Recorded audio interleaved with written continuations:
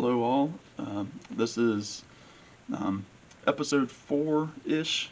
I know the last two episodes were kind of a part 1 and 2, but I'll go ahead and label it as episode 4.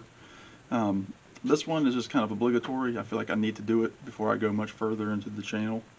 Um, all the guys that I've watched and subscribed to, and a lot of the folks I don't listen to that I see come up on my suggested page on YouTube have done this. And I mentioned in my first video that I'm a big Beatles fan. Not as big as some of those guys. I don't have the American releases, or I don't, strive to collect everything. But I thought I'd go ahead and rank all of the Beatles studio albums, and I'm gonna add a tag onto that. I'm not gonna include Yellow Submarine.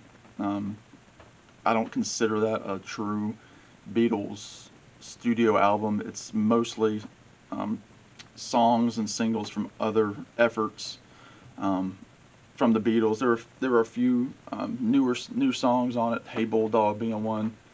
It's All Too Much. Only a Northern Song. So all together now, those are all new songs on that, but it's not enough to constitute it as a new album. So Yellow Submarine isn't on my list, and I'm not going to include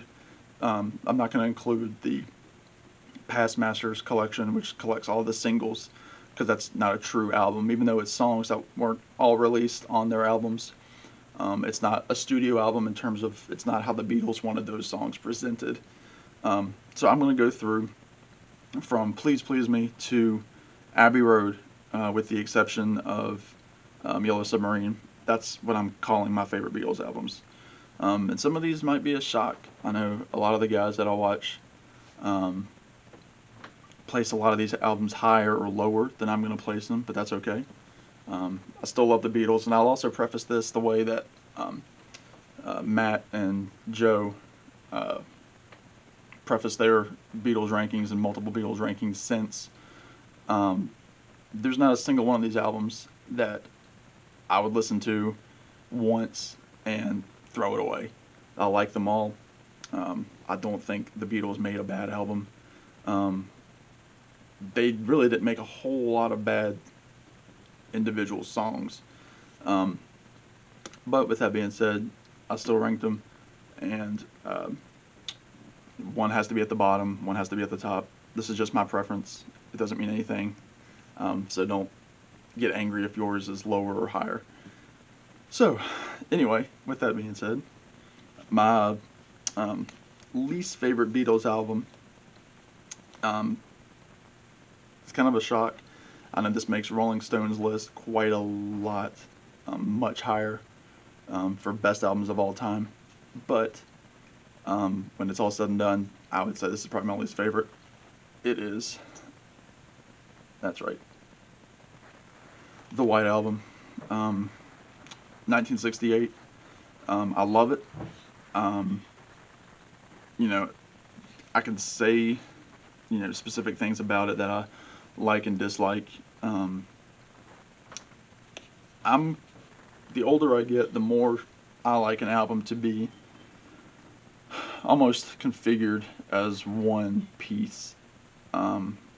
I like different styles on albums, because otherwise, if it was just one style across an album, it gets very boring. But the White Album, it's almost like they needed to do a quilt in terms of like their work, like patching different styles and textures on this album.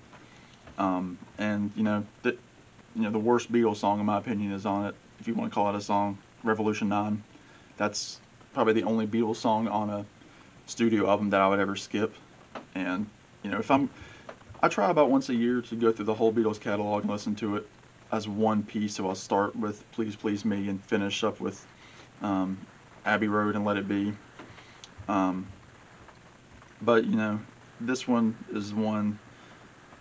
It's one of those that if it was condensed into one album, it might be a little bit higher. I mean, it's got some great songs on it. I'm not going to go through the songs. But White Album, my least favorite. Do what you will with that. Alright, next up on the lower end of my list is Hard Day's Night. So with A Hard Day's Night, it's got some great songs on it. Hard Day's Night being the big lead off song, title track.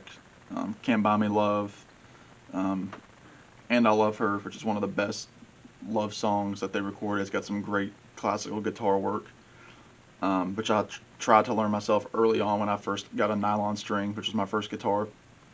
That was one of the first songs I tried to learn. I don't know. This one felt like it's got more filler on it than a lot of them. It was their first full-length film. Songs like "I'll Be Back," "When I Get Home," "I'll Cry Instead." To me, those are all just throwaway songs, and the Beatles themselves admitted, especially John, who was very hard on his work. So a lot of those were just stinkers. So "Hard Day's Night" is my second least favorite Beatles album. This is the big one. This is one that might really stir up some controversy. I don't even know. It's third from the bottom. Rubber Soul from 1965. I feel like if I was coming up in the time that this album came out in America, I would have preferred the American version of it. That's the version, I believe, in my heart, that Brian Wilson of the Beach Boys listened to, that inspired him to produce and write Pet Sounds the following year. The English version, and the version that is widely considered now like the definitive Rubber Soul. I mean, it's got Drive My Car is a great opener. Norwegian Wood is one of my go-tos to play on guitar. Girl is a pretty song. I know Lennon said that at one point that was the song that in his heart he was looking for his soulmate when he wrote that. He hadn't met Yoko yet, but he said when he met her, that was the song. That's how he wrote that song, is how he felt toward Yoko. And Nowhere Man, another great song. Tight Harmony is one of my favorites.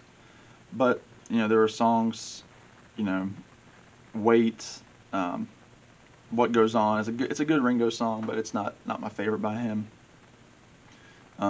Think for Yourself is an okay George song. It's not my favorite. It just, I don't know. It's a great album. I think it was definitely a turning point for them in terms of style and everything like that. But it's not the first one that I reach for when I'm listening to the Beatles. I've got to be in a mood for Rubber Soul. And sometimes it's a good mood, sometimes it's not a good mood. But anyway, it's not my favorite. But again, that's just my opinion. And this is another one in that same vein. With the Beatles. It was their second official release in the UK. Released in the US as Meet the Beatles, which is the big, introduction to the Beatles in the US. Essentially the same cover, slight differences on the US version. That's the version that everybody grabbed when it hit the shelves, and when they did the Ed Sullivan Show, that was the album that people ran out to get the next day. With the Beatles, it's again another killer opener. It Won't Be Long. Just starts almost a cappella with John. It's almost screaming the lyric. All My Loving was a huge song. I mean, that's when I think of the Beatles on Ed Sullivan, that's the song that I think of, is All My Loving. A great McCartney vocal on the Meredith Willson pen track, Till There Was You, from the musical The Music Man. Again, there were a couple of filler songs that put it lower to me. This was when the Beatles were still doing, a good part of their album was cover songs like that harken back to what they played in the Cavern in Liverpool. Songs like Little Child and Devil in Her Heart, Not a Second Time.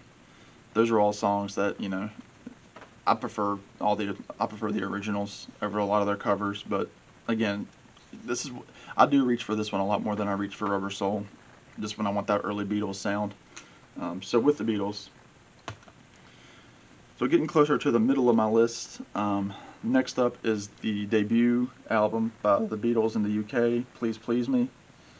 And it's funny because the cover says with with Love Me Do and 12 other songs. So that, Love Me Do was the big single they were pushing. This was the album that, we heard the Beatles for the first time. It starts off with that count off on I Saw Her Standing There, 1, 2, 3, 4, of McCartney, and then just cracked into it's just, rock and roll, early rock and roll. And then, of course, it ends with John screaming Twist and Shout, which, was a cover, but a lot of people think that it was a Beatles song because they made it so popular. Great stuff on here. I don't have a lot of bad things to say about it. It's early Beatles, so it's clean. It's fresh. Again, there are a lot of covers. Ringo had his vocal debut with Boys, which he still sings today with his all-star band. I got to see him last summer, and he pulled that out, and it's still just great to hear him sing that. Of course, it's got Love Me Do on it. Different from the single that came out, but still just as fun to listen to with that harmonica from John. Really, just really good. Even the covers on this are probably my favorite of all the other Beatles albums where they did covers. I mean, it's more solid because they recorded this all in a day. It was almost like they were recording a live set, so you can feel the energy. And when they finish the song, they want to go to the next one. So Please Please Me. Really good album. So here we go into Let It Be, which is next on my list. The last release by the Beatles,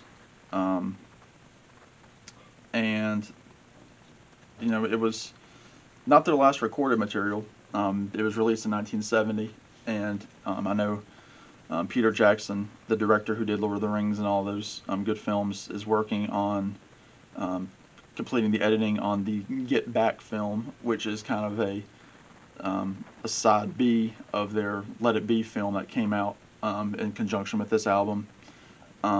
His film is going to be called Get Back, and it's going to have kind of the Beatles, whereas the Let It Be film showed the Beatles, tense with each other, getting fed up in the studio, grumpy. You can see they were worn out. They acted like old men, when in reality they were, in their mid to late 20s, early 30s for John and Ringo.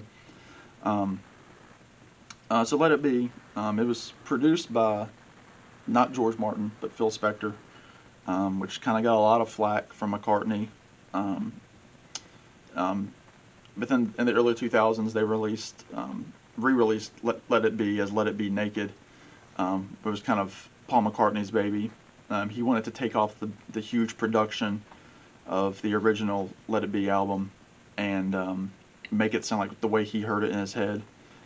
They removed a couple of the minor songs that were more jams that they kind of just threw on here.